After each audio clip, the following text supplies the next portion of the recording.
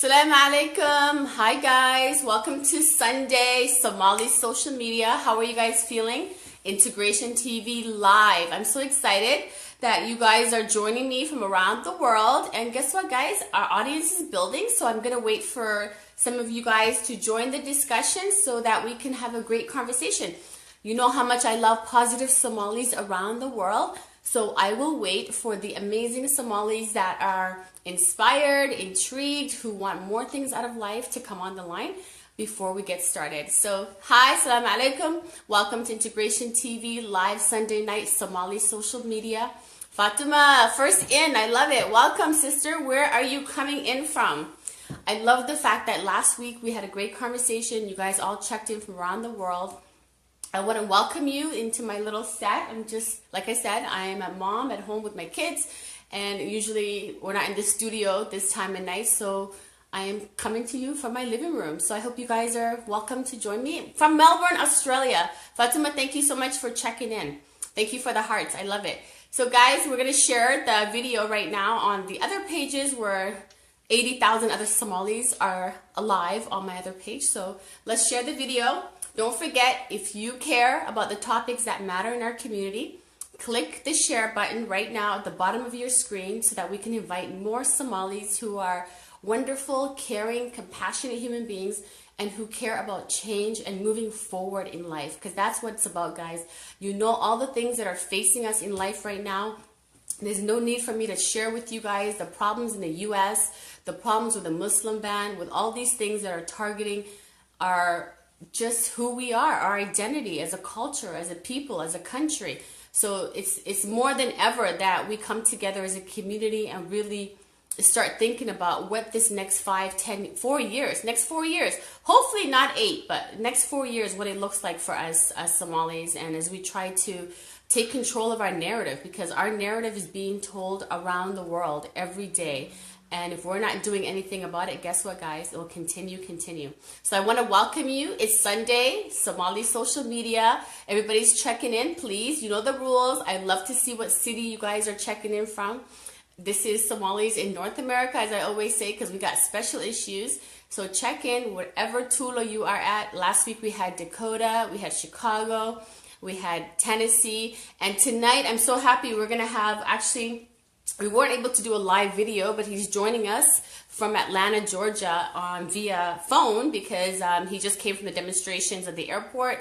And I thought it was so important that we get a Somali immigration lawyer on the line so that people who have questions can ask and really get more in-depth discussion about what's happening in the US and especially Canada too, because I'm Somali and I don't know, what do these things mean? Are we able to travel to the US anymore? What's going to happen? Does having the country Somalia on our passport affect us? So I hope you guys can hear him. So let's get checked in. We have about a few people tuning in now. So did we get shared on the pages? You guys are sharing, right? Okay, awesome. So Colorado, yes, Nimra, welcome. Welcome here in Minneapolis. Welcome here in Toronto. Everybody checking in from all over the world. Jama, can you say hello to the audience? I know that we're not able to have you on the phone, but say hi to everybody. Oh, hi everyone, and Odin, thank you for inviting me tonight. I'm so proud of you. Thanks. The days when you were working for E103, Atlanta's biggest hip-hop station. Yes, those old days when I sold radio advertising. Now I'm selling TV advertising. How exciting, huh? I'm so proud of you. Thank you so much. Can you guys hear Jama? So let's make sure we can get people that they can hear you before we start. And then inshallah, I'll put the phone closer so that people can hear. So Jama, I want to welcome you. Everybody's checked in, Somali social media. So Jama, can you explain to us what is going on in the United States of America? Well, crazy things are going on in the U.S. at this time. As you guys heard, since yesterday, we've been in an emergency mode here in the U.S. Most immigration lawyers have been working day and night because of the executive action that President Trump announced. Now, basically the executive action, just to simplify it, I'm sure you heard a lot in the media about what it's about, but there's a lot of discussion that's irrelevant. However, the basic thing that probably is that affects Somali communities everywhere is that, number one, refugees, people who've been approved for refugee status, these are people who were coming to the United States, they've already been approved, and coming, let's say, from refugee camps in Kenya, Ethiopia, other places. Mm-hmm. These people are not going to be allowed to come into the United States for 120 days. So these vulnerable people won't be allowed to come in? No. And these are people, by the way, who've been waiting for this moment to enter the United States for 5, 10, 15 years, believe it or not. Okay. These are people in the Dadaab and all these refugee camps. Okay, so Jama, can you tell us, like, what does it mean for, let's say, for instance, somebody who's Canadian, right? And they're born in Somalia, which means that they're double nationality. Can they come to the U.S. under these laws now? Well, okay, so the first point I mentioned is one of the action, one of the bans and bars of the executive action. Yeah. The other one is that people who have visas and even immigrant visas. Immigrant visa means you have been approved for green card. Yes. Right? Mm-hmm. You're coming back to the United States, and you are from one of the 7 countries that he listed: Somalia, Iraq, Iran, Syria, Sudan, Libya, and Yemen. Anyone from these countries who was born in these countries is a citizen of these countries. Obviously, the only way they can determine if you're a citizen of this country, one of these countries, is that you're born in that country. That's enough.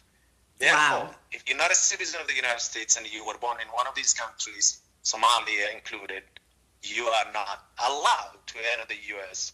for 90 days. Unbelievable. Okay? So that includes people who just got visas overseas. Let's say student visa, visitor visa, employment visa, whatever. Okay? Wow. Canadian Somalis who live in Canada, I mean, the Canadian citizens, right? Mm-hmm. And but they're coming to the U.S. to visit or on any other visa. They also included, so they are barred from coming in. Now, here's the problem. Initially, I don't even think this guy and his people understood what they were doing. They included in this group people who have green cards. So the problem is now, if you have a green card, you're a resident of the United States, and then you step out, you go to Canada, and you're coming back. This is the problem since last night, since yesterday. They've been holding people at the airports and, in fact, trying to deport them. People who have green cards and just stepped out and coming back to the country. Now, there are 2 judges, federal judges in Virginia and one in New York, who already issued a temporary stay of removal on this. And you know what they did? Yeah. They pretty much defied the judges' orders. They continued to implement the executive action, even though the judges stopped it. So yes, Jama, let me just brief the audience who are just joining us, because people are just checking in now. If you're just joining us now, we're on the phone with Jama Ibrahim, who is an attorney, an immigration attorney in Atlanta, Georgia. Yes, he is of Somali heritage. He's been practicing law for over 15 years. And he specializes in immigration, and he's on the line sharing with us what the ramifications are for this new sweeping, I guess, Muslim ban, so-called Muslim ban in the United States, and how it's affecting Somalis. So I want to thank Jama for joining us. Don't forget, if you're joining the call right now, you guys share this video, because somebody could use the information that we're sharing tonight, and it's helpful to many people. As we say, it's always good to share useful, knowledgeable information directly from sources that are important to us. So if you are joining us from Minneapolis, from Georgia, from the United States, from Toronto, from Columbus, Ohio, please share this video with your contacts, and it helps us grow our network so that we can bring more great coverage to you guys on issues that matter. So Jama, just to continue the conversation, how is this going to impact Somalis in the U.S. or Somalis period around the world if we're not able to travel to see family members? if we're not able to enter the United States, if people who have green cards cannot come back. What is this? What is the future of immigration from refugee camps look like? Well, I mean, the first people who will be affected by this is the people who have been approved for refugee status. These people would now stay in the refugee camps until this problem is somehow resolved, either resolved or not resolved at all. Again, he said for a period of 120 days. But the problem is there are people who actually already traveled, who came to the airports since yesterday, right? Mm-hmm. These people, many of them, they decided they're going to send them back. Now, you know where they're going to send them back? If they showed up here, they're not going to send them back to the refugee camps, let's say in Kenya or Ethiopia or other places. They're going to send them back to Somalia. Now, luckily, I just stopped that for now, and we'll see how that goes. Well, now, I want to actually touch on that, because what was really shocking to me is that the United States right now, the Somali embassy in the U.S. is aiding the United States government in deporting Somalis back to Somalia, which Bill Clinton made a law about that, didn't he? Well, that is a whole different problem, okay? I mean, how many problems do we have, Jama? Well, right now it doesn't look really good. So, look, I have some Somali clients who are in jail here in Georgia, okay? So my clients, actually, their cases are still going on. So they still don't have orders of deportation, so we're still in court. But there are many, many Somalis who are in that jail who are waiting to be deported. They've been in jail for a year and a half already. Now, the problem is, previously they couldn't deport people to Somalia. And there was a policy. I mean, they just didn't really want to enforce it.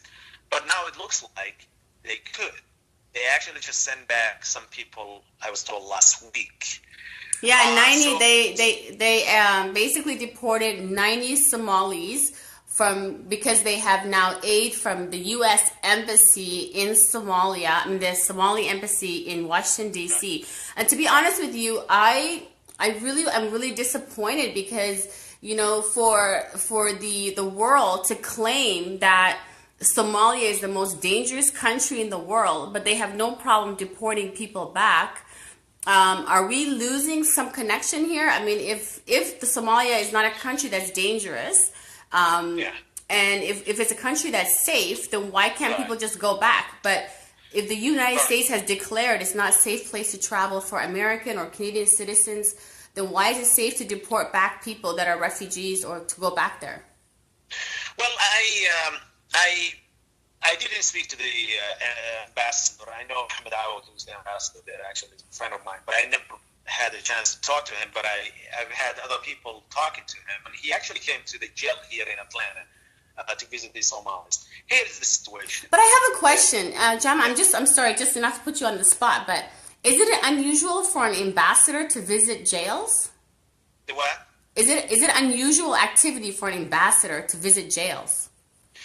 No, it's usual. I mean, they can and they should, because these are citizens of their country, and they have to know what's going on with them. And if you can talk to them and visit them and all of that, that's commendable. Here is the issue, and from what I heard, the problem is, of course, the U.S. government, Department of Homeland Security, is pressuring Somalia to take people back. And believe it or not, before there was some pressure, but now, guess what? It's going to be worse. Pretty much. Trump is going to tell them you either take them back or something else is going to happen. I don't know what. So the problem is there's pressure in there.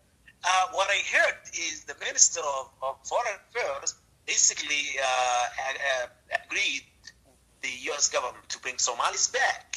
Now, obviously, from what I understand, the ambassador has to follow the instructions. Yes. Now, the last thing we heard is that he said, if any Somali detained here, and if they want to be sent back, there has to be consent from that detainee, from that person.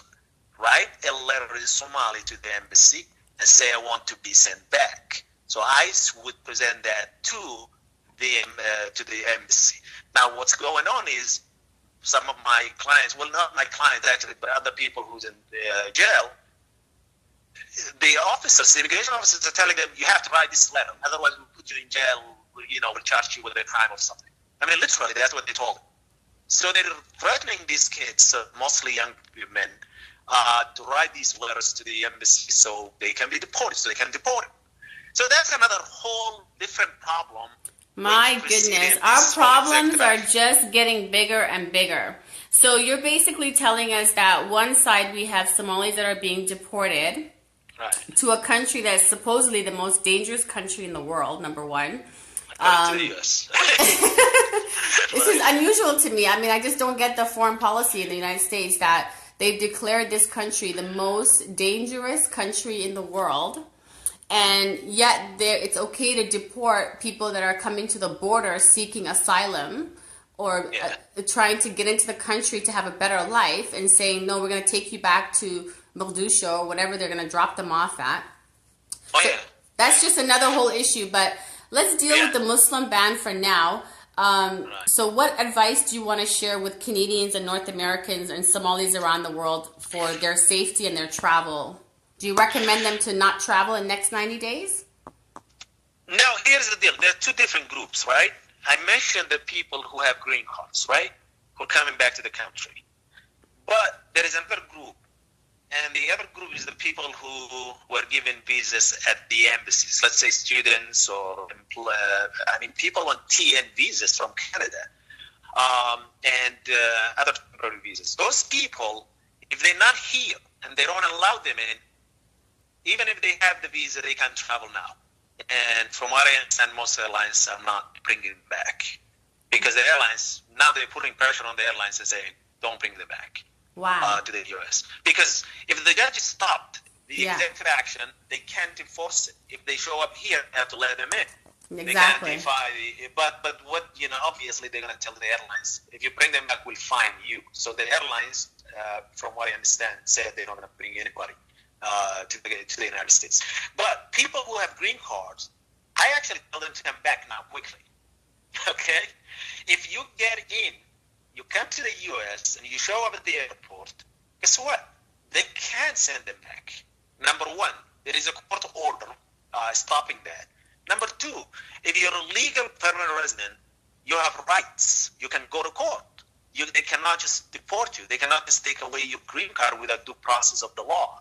So what I tell people is, if you show up, they will take you to secondary inspection, something called secondary inspection. They take you to the room and start asking you questions. Answer the questions, simple questions about where you've been, what you've been doing, how long you've been out, what are you bringing in, stuff like that. I mean, I know people get intimidated, and it's hard when, these officers are in that room and they're telling you, probably tell you, hey, we can do anything to you. But honestly, truly, they cannot interrogate you without a lawyer. If they go into your business and details of your life, you say, look, I'm going to answer your questions about my trip. If you are asking me more questions, if this is interrogation, I need a lawyer. That's it. Period. I'd rather people just shut their mouth and that's it. They can't use what you say against you if you don't say nothing. Do you understand? Now, those people who have green cards, if they show up, they have a right to see an immigration judge to decide whether they abandon the green card or not. But they can do nothing else to them. That's it. Okay. While things are fluid now, I tell people, if you can actually make it to the U.S., because the problem is some airlines are not going to take people, period. Wow. So if you can make it here, make it now. Because if this policy goes into effect while you're outside, you're barred. You're not coming back. Wow. See? Yeah. Obviously, there are some problems. There are people who've been out of the country for over a year when they're residents. And that's a problem because you abandon your residency if you're not living in the country. You know what I mean? Yeah. And if you're out for over a year without permission, then when you come back, they can say, oh, by the way, you abandoned your status, therefore we'll revoke it. Well, you say, okay, I want to be a judge. That's simple. Still, you have a right to see a judge, regardless. Wow. Yeah. Unbelievable. So that's that. Well, I want to thank you so much for joining us, Jama. If you're just joining the call, guys, if you're on live right now with us, don't forget, hit that share button. We're talking about the Muslim ban, particularly affecting Somalis, because we are one of the countries that are listed on that list of several countries that are part of it. So if please share this video so that more people can hear this information. It's important that we don't have a lot of misinformation. Jama, I'm just reading some comments right now. Fartun earlier mentioned, she said that, well, some of these people, especially with the deportation, if they did wrong, they deserve to be deported back. But in some of the cases, it's not people that have done anything. It's people that were trying to claim asylum at the borders, isn't it? The ones that we were talking about the deportation are people who entered at the U.S.-Mexico border most of the time, actually. It's not the exactly. So it's people that came that long route where they go through Mexico and come around South America, go through that crazy track, right? Let me tell you my client. This client of mine traveled from Somalia, Kenya, Tanzania, Mozambique, Zimbabwe, South Africa, Brazil, Ecuador, Venezuela, Colombia, Panama,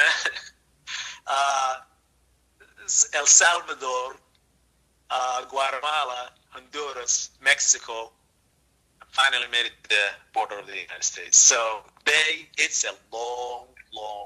And they paid a lot of money to take part of that journey too, right? Some of them. And by the way, let me say this, because there are people who legitimately are entitled to seek asylum, okay? Yes. There are people. But I'm going to tell you something. There are a lot of people who are coming from counties where they have legal status. There is a young man who is in Delhi, New Jersey, who called me. He is a citizen of Finland. And he decided he's going to make this trip like that. And he's now in jail for a long time. People you know overseas, please tell them the United States is not giving asylum as much as it used to be. It's not that easy. You're going to spend your time in jail, and eventually they can deport you to Somalia, even if you're a citizen of another country. Wow. There are people who lost their citizenship in other countries. They told them, don't bring them back. So they send you where? Somalia, you said, you fill out your application and say, I'm from Somalia. Yes. They will send you to Somalia. You see? So I call that greedy traveling, Come on, you guys. You guys are living in Sweden, in Finland, Norway, some of the best countries in the world, and then it doesn't make sense to me. That's pure greed, guys. Don't you think, Chama? Well, it's in a way, unfortunately, it's the American dream. Everybody thinks that America is the best place, which, there is truth to that in some ways. But again, it's not worth the whole, hustle and the trip that long and the amount of money people spend to get here. It's not worth it. At the end of the day, it's not really worth it. Jama, before you keep going, there's a question coming in. They say, where do green card holders who are out of the country apply for re-entry waiver? Do they have to come get a lawyer in the U.S. to do that? Yeah, the re-entry, it's not a re-entry waiver, it's a re-entry permit. You have to apply for it while you are in the U.S. normally. And you also they have to take your fingerprints while when you apply. So when you file the application, even if you're outside of the country, it's filed, you have to, they will send you a notice to do your fingerprints, and you have to do it here. Because if you do it outside, you can't do it outside normally, but even if you try to do it at the embassy will take away your green card when they find out that you've been out of the country for a long time. So it's a problem. So in order to apply, you have to be here. Okay, so Chama, just want to tell everybody, if you're joining us on the call right now, we have a Somali. He's an immigration lawyer for over 15 years in the United States of America. He specializes in immigration law, and he's been talking to us. His name is Jamal Ibrahim. I gotta learn my Somali pronunciations, guys. Basically, Jama has so much expertise in this area, and I thought that, unfortunately, we are a video organization, but We couldn't get him on video tonight. We thought we could get him on phone. He just came from the demonstrations at the Atlanta airport. So if you're joining us right now, please share this video so that more Somalis can hear this information. There's so much confusion going on. Earlier, Fartun, who is on one of the viewers here, made a comment saying that if Somalis basically commit crimes, they should be deported. What I wanted to make everybody aware is that please do not listen to everything you hear on mainstream media. The people they are deporting are kids that are claiming asylum at the border of Mexico. They're not criminals, okay? These people are seeking asylum in a country, and they're basically been sitting in jails, whether it's in San Diego, whether it's one of those border cities, for probably months or years. So the United States government has refused to give them asylum, which I'm not sure if that's against the United Nations conventions. Is that what it is? The UN conventions? Well, the U.S. You can be denied asylum on the basis that you didn't meet the requirements of the asylum process. I mean, it's, you know, I had a case with a Somali kid the other day, and the judge hasn't given us a decision, but I know she's going to deny it because, unfortunately, he didn't prove his case. So it's not that the U.S. just wants to deport him, but you have to go in front of a judge and you have to explain your case. And if your case is weak and you don't make, you meet the requirements, then you will be denied. Once you're denied, you will end up with an order of deportation. When there is an order of deportation, the government will deport you to your country. Yes. And that's the thing. Now, the person who mentioned criminal crimes or people committing crimes, Somalis are usually not the people who being deported for committing crimes. There are Somalis who committed crimes, but they're not many. Usually Somalis are not, that's not their biggest problem. Okay. Yeah. Okay, great. So, Jama, I want to thank you so much for joining us. There's a few more questions. Somebody's asking about travel documents, the same as a re-entry waiver. Is that true? The re-entry waiver or re-entry permit is, let's say if someone has a green card and this person wants to live outside of the country for more than 1 year. Yes. The law is usually if you live outside of the country for 1 year or more, then you actually abandon your status. So you actually lose your residency. Wow. So in order to preserve it, what you do is you ask for re-entry permit. And re-entry permit is up to 2 years. So you're saying, look, I'm going to be outside of the U.S. for 1 year or more, up to 2 years, and I need this. They will give it to you. That's fine. The problem is most people don't, and then they end up going outside and living outside. When you're coming back, if they find out that you've been out for a long time, then they can revoke your green card. Of course, there are exceptions. Let's say there are exceptions to the rule, which means if you were, your trip outside, your residency outside was because of reasons beyond your control, and you did not have the intention to abandon your status. In other words, you still have ties here in the U.S., then you can keep it, but you have to explain that they have to approve that. So, long story short, re-entry permits are permissions to live outside of the U.S. for up to 2 years when you're a resident. You have to apply for it while you're here in the U.S. when you come in, and wait until you do your fingerprints. And then you can usually travel after you get. Wow. Okay. Well, John, I want to thank you so much for joining us. We're going to let you go. I know you have a busy morning. You've got a lot of clients waiting for you with the chaos that's happening in the United States. So we really appreciate you taking the time to join us. And thank you so much for answering people's questions. And we hope that the situation gets better in the U.S. I hope so. Hold on. One more thing, Heather, if I may. Yes. Quick. People who are U.S. citizen, who are Somali U.S. citizens, also might be interrogated at the airports. Those people, I tell them, look, they have no right to interrogate you. They cannot deport you. They cannot not let you enter the country. You're a U.S. citizen, and you have all the rights of a U.S. citizen. Don't be intimidated. Be calm. Be respectful. But tell them, look, if you're going to interrogate me, a lawyer in here. That's it. After that, they just have to let you go. And can I also say how to be, my information to be contacted? Yeah, absolutely. We already put your link on there, but please let people know what's the best way to reach you.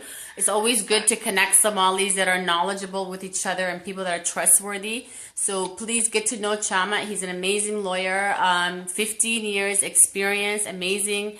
And somebody said, actually who's on the chat, that you are their lawyer in Atlanta. So that's nice. I appreciate it. Well, the best way to contact me is by email, and my office email is Ibrahim, Ibrahim, the way we spell it, Ibrahim, Ibrahim at irimmigration.com. irimmigration.com. Our website is www.irimmigration.com, and you will also find our phone numbers and email address. And I really appreciate you having me, Xidhan, and want to say hi to all the Somalis. No problem. Thanks so much for joining us on Somali social media. And if somebody's kind enough to please, if you guys can type up Jama's email while you're watching, because it's good to exercise our brain while we're just passively watching videos on Facebook. So kindly type up the email, Ibrahim at, is it irimmigration.com, correct, Jama? Yes. If you guys can type that in the message, that would be great, so that people who are watching this later can get that information. And we really thank Jama for joining us from Atlanta, Georgia. And let's keep up the, thank you so much, Yasin. Just typed up your email so everybody has your information, Jama. Thank you, Xidhan, and I'll talk to you. Take care, inshallah. Take care, everybody. Guys, thank you so much for joining me. It's a lot of heavy stuff to deal with. I hope you guys were able to write down that information. Get information. It's so important that we be careful. Like I've been saying for so many months now, the situation in the world is changing. We are becoming very vulnerable all over the world as Somalis. And I hope that this is a wake-up call for everyone.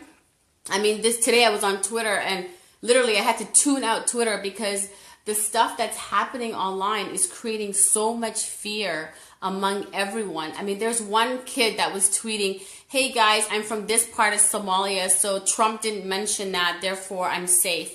I'm like, what? This is the ignorance that's continuing. Guys, if you have the heritage of being Somali, you're not safe in this world now because of what's going on in this part of the world. So please, this is a time to really think about our choices in life, think about our decisions in life, what we do around the world.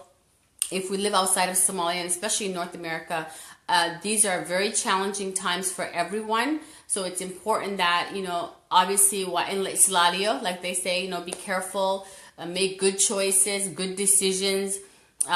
This is not the time to play around, guys. This is not the time to mess around with anything. We have to really, really be careful out there and protect ourselves and really look out for each other as a communities. And it's time to really unite for our common interests, because, it's disturbing to me that an ambassador from the Somali embassy in Washington, D.C.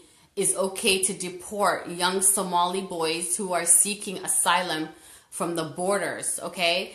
Anybody who seeks asylum in a country should be welcome and accepted. Because of the refugee situations, because of what's happening with Al-Shabaab, because of what's happening in Somalia. If the United States, if any countries of the world are declaring our country one of the most dangerous countries in the world, why are they saying it's okay to return people who are claiming asylum there? This is, to me, the biggest tragedy, and I think it's a failure. And I hope that, if the Somali government could do anything about this, probably the biggest disaster they did was opening that embassy in Washington, D.C., because who does that to their own people? Your people are being prosecuted. They're coming here to try to get a better life. They travel through South America, Peru, whatever countries they come through, traveling for months, getting in these little trucks to try to get a better life. And then they show up at the border and they're asking for asylum. And the United States government comes to you and says, hey guys, can you help us deport these people? This is I can't understand why anybody who lives in North America is not upset about this. You guys should be really upset that this embassy in Washington, D.C. is aiding the United States government to deport people who are vulnerable. Like, I just don't get, like, what is the explanation in that? You know, like in Kenya, when the U.S. government, the Somali government tries to go to the Dadaab refugee camp, they are basically told you're not allowed on the sites because, you know, a lot of times it's because you cannot go to people who are running from you, cannot welcome government officials from that country. So you will hardly ever see a lot of government officials travel to places like Dadaab because refugees are protected people. So when, you know, the U.S. Embassy is going to these jails and visiting these kids, asking them to sign these letters to return them back after they've traveled for months and years through hardship just to get to the United States border to seek asylum and then to return them. To me, I think that's a disgrace. And I think that we should be ashamed as Somalis that we don't speak against this embassy that's doing this to our children that are coming. These are young guys. I mean, I've met a lot of the young guys that have come and sought asylum at the borders in Canada, and a lot of them came to Canada. Canada has accepted them with open arms. And guess what, guys? They're actually some of the hardest working Somalis that come here. They have jobs. They're hustling. They're working hard. They're learning English. They're changing their lives. And guess what? Because they were hungry and desiring a better life to get out of the problems they had in Mogadishu and outside of Somalia. And for them to come to the United States border, you know, people are walking from Minnesota now all the way to Alberta and Saskatchewan, Regina, all these different cities in Canada. They're walking for days in that cold weather just to get to the Canadian border so that Canada can accept them as asylum seekers when the United States denies them. And guess what now? Now the Somali embassy in Washington, D.C. is aiding the government of the U.S. to take these kids back to Somalia. Like, I just don't get it. I'm baffled, guys. Like, honestly, like, this is beyond comprehension to me. That's my rant on Sunday night, guys. So, inshallah, let's do something, guys. Let's not sit around and information is power. Like the attorney said on the line, the majority of people that are being deported who are Somalis are people who are seeking asylum, who are vulnerable. They're not criminals. So don't believe the media when they're telling you these kids are criminals who've done stuff in the country. They are asylum seekers who came through Mexico, who are sitting as San Diego jails, who the United States will not accept as refugees or as asylum seekers. Okay, so I'll move on about that. If you guys have any questions, any of that, that would be great. It's really disappointing that Somalia has been added to this list of countries. It's very devastating that we don't have a government when 24 men are running to become presidents of a country, but they cannot speak up for the people that they represent around the world who have been refugees for over 25 years. To me, that is just disgusting, guys. I don't know who's going to become the president of this country, but somebody needs to stand up and hopefully ban United States citizens from coming to Somalia. I mean, when I went to Mogadishu, and I'll tell you guys if you haven't been back to Mogadishu, but it's not a rare thing to see U.S. soldiers walking around the airport. This is a norm. You know, if the United States is willing to work in Somalia, do work in Somalia, how could they be deporting people back to Somalia? I just don't get it. If they say that this country is the most dangerous country in the world, it has been labeled as you cannot even go there. Like as a Canadian citizen, they warn you, do not travel to Somalia. You cannot go to this country. There's a warning out there, you know, with Al-Shabaab's threats and all this stuff. So why is it now safe to throw back people who are seeking asylum at the United States border? I think this is a shame, and it's a disgrace that nobody cares for humanity anymore. And all you Somalis out there who are believing these lies that these kids are criminals in the jails, that's not true. As the lawyer said, these are young people who are coming to the borders seeking asylum. So I hope there's some accountability. The ambassador should really be ashamed of himself. I'm sorry, guys. I really have to take an opinion on this tonight, but shame on you. Shame on you when you sell out people that are vulnerable. Shame on you when you don't care. Shame on you when you think that it's okay to do things underhanded. It's okay to break international refugee laws just for the sake of whatever dollars you're getting from the government, okay? You cannot sell your people out. Before, the United States didn't have this embassy. Now they have this embassy open to aid them to get kids who are seeking asylum to be returned back. This is a disgrace, guys. I hope that you U.S. citizens who are Somali really never look at this embassy and this ambassador the same way. What ambassador visits people in jails and asks them to sign off their legal rights as refugees? Shame on you. Like, this is a disaster. Like, do you guys not have any moral values anymore? Like, when they say, Dig Mahadsanid Mahadai, like, what's going on? This ambassador is going to jails asking these kids to sign off their rights.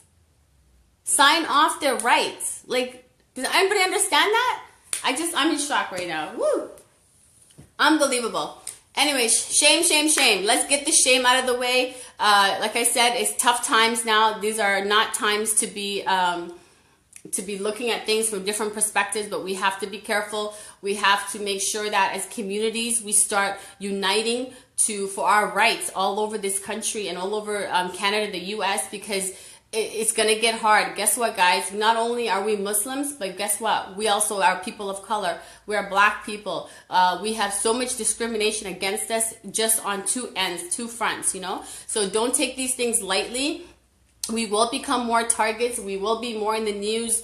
We have to be more vigilant in terms of how we conduct ourselves, in terms of community. We need to have people who are speaking properly for each community, representing the communities well. Because if these things continue and we don't do the right things, guess what? It's going to affect all our kids that are born in this country, all our kids that are living here.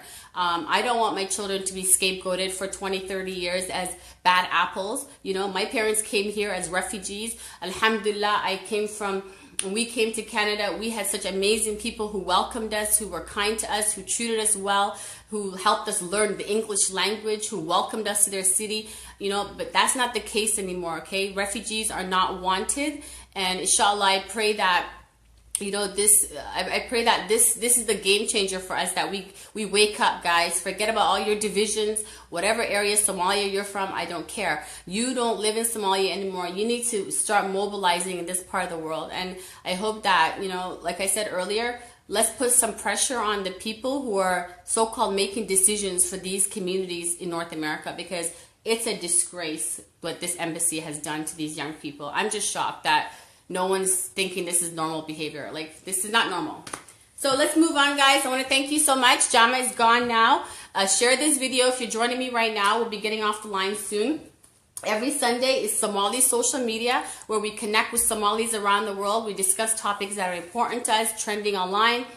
And more importantly, just inspire each other that we think differently. We look at our values differently. We look at the way we look at the news differently. We look at how we view ourselves differently, because you know what? Until you start valuing yourself as a human being, no one out there is going to value who you are. No one's going to appreciate who you are. No one's going to recognize what kind of people you come from. So we have to start it with ourselves. And if we don't do that, this stuff is going to keep continuing. If we keep putting the wrong people in power, if we keep basically having trash represent us, guess what, guys? We're going to get trash out there. So think about the stuff that we're putting out there in every community. Do not think about yourself anymore. Think about these people that you keep silent, that you know they are people who are bad in our community, people who don't respect Somali name, people who don't respect Somali dignity, people who treat the name of Somali Nimo as trash, and who have sold us out around this part of the world, because that's what it's about. If you guys can stop being silent, this is the time to wake up. You don't have time to be silent anymore. Times are going to get tougher, and we need to start putting the bad apples out of circulation, because guess what? Our rights now are in jeopardy. Our children's rights are in jeopardy. So think about that, guys, when you sleep tonight, okay? It's not about you anymore. This is about the next generation of young Somalis that are growing up in North America. If we don't start doing the right things, we will continue that cycle that will not change, okay? People have sold as our name out. People are selling our name out, and they need to be held accountable, period, okay? I'll leave that topic because I get really upset when I hear these things that, I mean, I just sometimes wonder, like, am I living on a different planet when I'm looking at these things thinking, where is the people who stand up for ethics in our community? You know, you are the same people who will invite these kind of leaders to a welcome party and raise $30,000-$40,000 for them and think it's great service you're doing for your tribe. Well, you know what? Screw your tribe, okay? Your tribes are ruining our name in North America, and I'm tired of it. I'm tired of you guys fundraising money for people who are crap. People who don't care about you, people who use the money to care about themselves. They never build anything to build your community, and you keep doing the same thing. And guess what?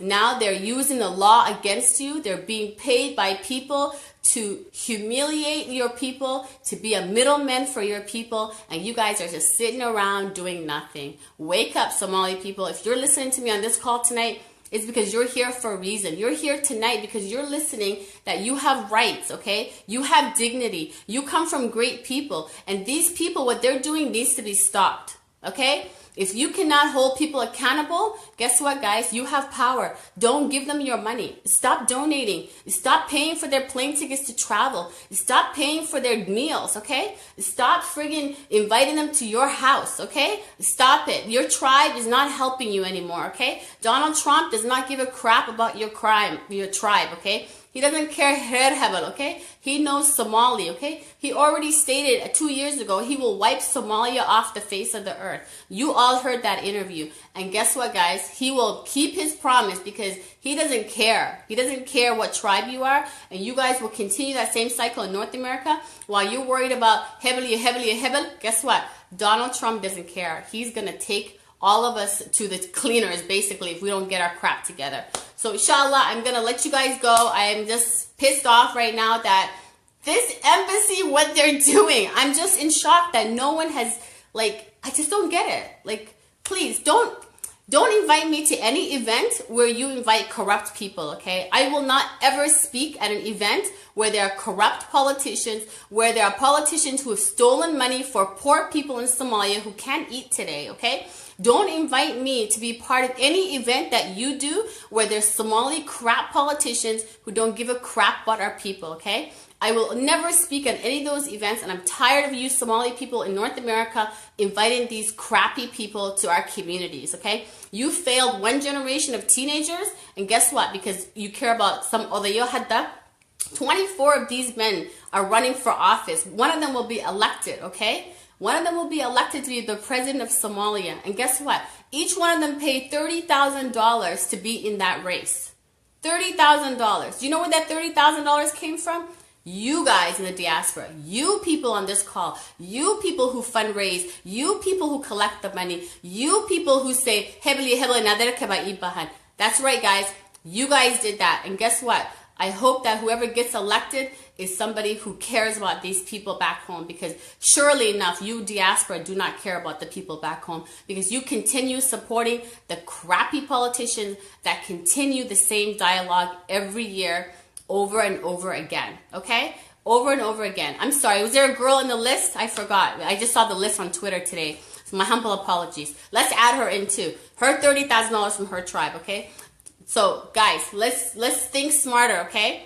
If you are in North America and you're supporting crappy politicians, you have not grown as a person, okay? You have not grown as a human being. You have not changed your stance that you come from a country that is full of poverty, that's full of hunger, that is full of drought, okay? Okay, I don't care what region you travel to. No government fixes hospitals. No government fixes water for the kids. No government cares about education for young children. So please, like I said, do not ever invite me to any event where you guys have crappy politicians coming to speak, because surely enough, you guys are continuing the same cycle, and I'm tired of it.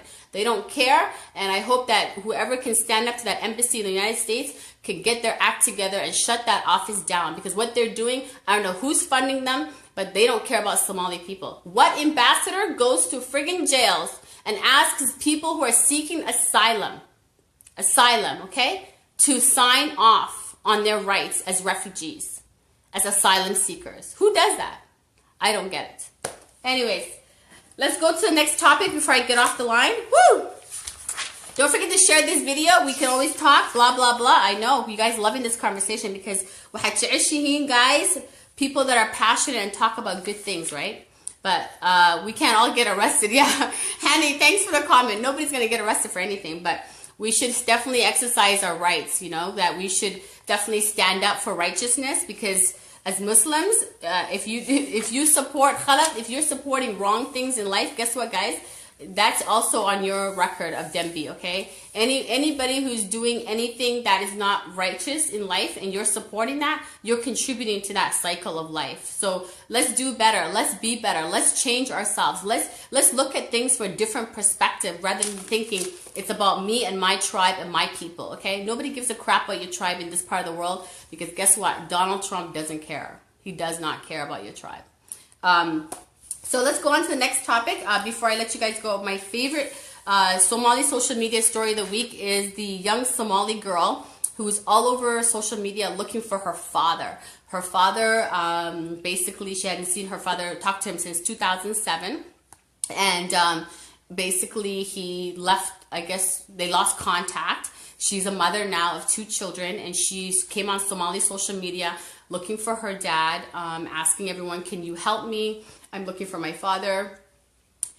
This basically, like, you know, she put a call out. The video basically is trending all over. It has nearly 200,000 views. And I just wanted to update you guys that actually the girl doesn't live too far from where I'm located in Toronto, Canada. And her name is, Hamdi. And I've located her and I've talked to her. We'll do an interview with her. She's gotten phone numbers. She's gotten phone numbers of where her dad potentially could be. He's been located in Sweden in a small town. He is remarried. He has a wife. And basically now people are looking for the phone number. So inshallah, when we get the full story, we will bring you the story with her and bring her live on Facebook. She has located where he is, just has not gotten his phone number. So if you guys have been following that story, it's been really hot trending on Somali social media.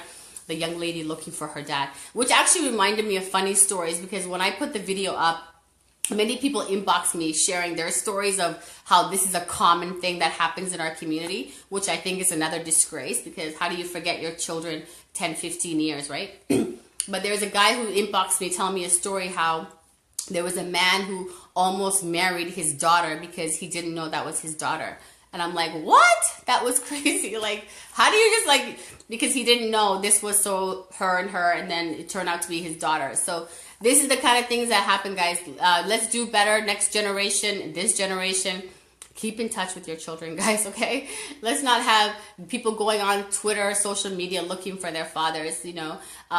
This girl now has family contacting her all over the world, wanting to get in touch with her, talk to her, tell her we're related, we're so-and-so, your cousins, blah, blah, blah. Okay, where were you guys before that, okay? Let's do better in keeping in touch with our own families, our closest relatives, our closest important people in our lives, you know? Charity starts at home, right? This poor girl lives in Canada by herself with 2 kids and cannot reach her closest relative. There's some disgrace in that. So we have to do better. We have to connect with people. We have to, you know, I'm sure there's people that you haven't talked to in months or years, you know? Make that phone call. Make that connection.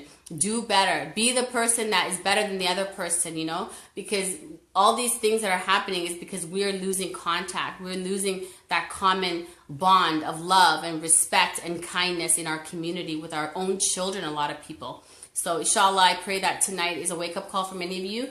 Share this video. Somebody needs to hear this information tonight. But please, keep in contact with your relatives all over the world. Life is short, okay? We can die any minute. You know, subhanAllah, like, the people that you love can be gone any second in this world. And if you don't make contact, you could be the next person that regrets the fact that, oh my goodness, I didn't call so-and-so. I didn't stay in touch with that person. I don't know where my daughter is 20 years from now. Be the better person. Be the person that says, you know, please let me stay in touch with my closest people, because that is what makes us better human beings. Okay? Don't be so interested in people that are on Facebook contacting you, okay? Be in touch with your real people, people who love you, people who care about you, people who are your family, you know, because I feel so bad that this girl, you know, she's a single parent with 2 children. None of her kids have met their grandparents, you know, the grandfather. And here she is desperately seeking the help just to be able to be in touch with her father. Do you know how much emotional bond, how much emotional, how much emotions that created in her to put that video? And what's shameful to me is that, excuse me, so many people were dogging her out, saying, how could you shame your tribe? How could you put your dad's business out there? Guess what, guys? Like, what's going on? Like, this is like, why is it a shame for her to do that? This is the only way she knows how to connect with people. This is the only way how she knows how to connect with people. She doesn't have that tribe linkage that many of the older generations that came do, right? So, inshallah, anyways, let's do better. I want to thank you so much for joining me live on this call. For many of you, share this video. Share this video so that you can basically, empower more people to have information. Information is power. Information is caring. Information connects communities. Share this video. And I'll see you back next Sunday. Tomorrow morning, I will be on CTV, your morning show. If you want to catch me on there talking about the Muslim ban on national TV in Canada. And it looks like we have a breaking story right now coming out of a shooting coming out of Quebec. So I'll let you guys go. Thank you so much for joining me live on Integration TV. Take care.